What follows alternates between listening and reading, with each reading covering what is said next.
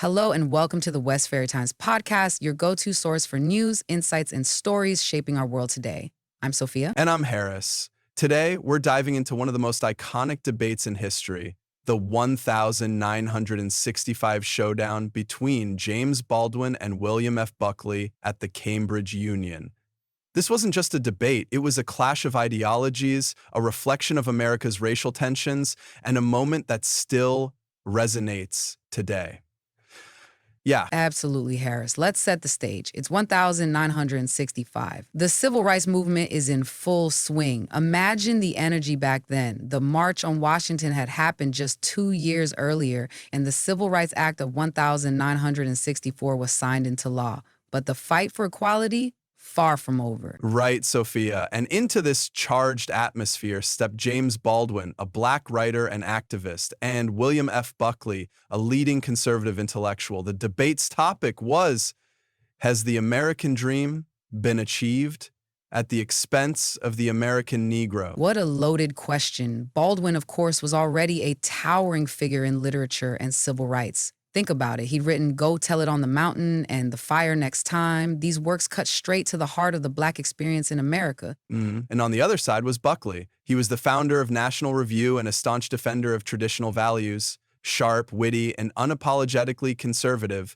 Buckley represented the opposition to the civil rights movement. And the setting, the Cambridge Union, one of the oldest and most prestigious debating societies in the world. Imagine the audience. Harris, primarily white, elite, British.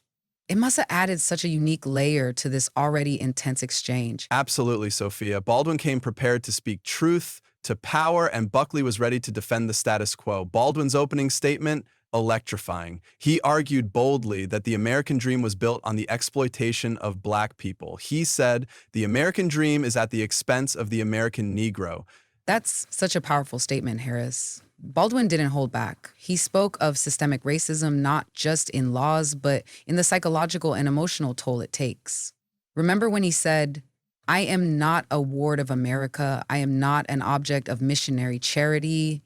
I am one of the people who built the country. Yes, Sophia, and Baldwin didn't stop there. He exposed how white Americans are trapped in their own myths. He argued so poignantly that they can't see the reality of racism because it would force them to confront their own complicity. He said, if you changed the curriculum in schools so Negroes learned more about themselves, you'd be liberating not just Negroes, but white people too. That's such a nuanced point, Harris. Baldwin was saying that racism isn't just about its victims, it harms everyone. And his delivery, calm, poetic, and yet so cutting. Now, let's talk about Buckley's response. He argued that black Americans weren't oppressed, but needed to lift themselves up by their bootstraps. He said, the Negro population of the United States has made extraordinary progress.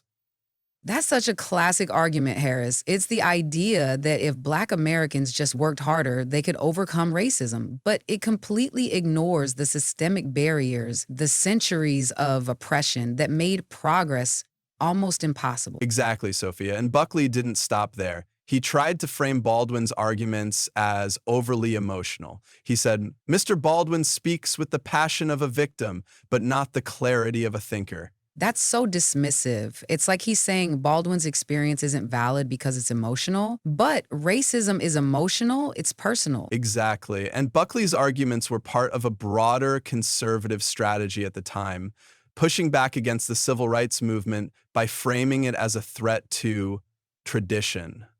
And isn't that narrative still echoed in certain political discussions today? Oh yes, Sophia, that's what makes this debate so timeless. The issues Baldwin raised, systemic racism, economic inequality, the psychological toll of oppression, they're still with us. So true, Harrison. Let's talk about the outcome. Baldwin's side won overwhelmingly. It wasn't even close. That says so much, Sophia. Even in a privileged, mostly white room, Baldwin's arguments resonated. Absolutely. His storytelling wasn't just facts. He made people feel the weight of injustice and see the humanity in his message. So, Sophia, fast forward to today. Do you think this debate still holds relevance? Oh, absolutely, Harris. The issues Baldwin raised, they're still alive. Systemic racism, police brutality, economic inequality, they're very real challenges today. Yes, Sophia, and Baldwin's words, they're a call to action. Remember when he said, Not everything that is faced can be changed, but nothing can be changed until it is faced. What a reminder. Well, Harris, that's all the time we have for today. The Baldwin-Buckley debate, it's a masterclass in rhetoric and the power of ideas.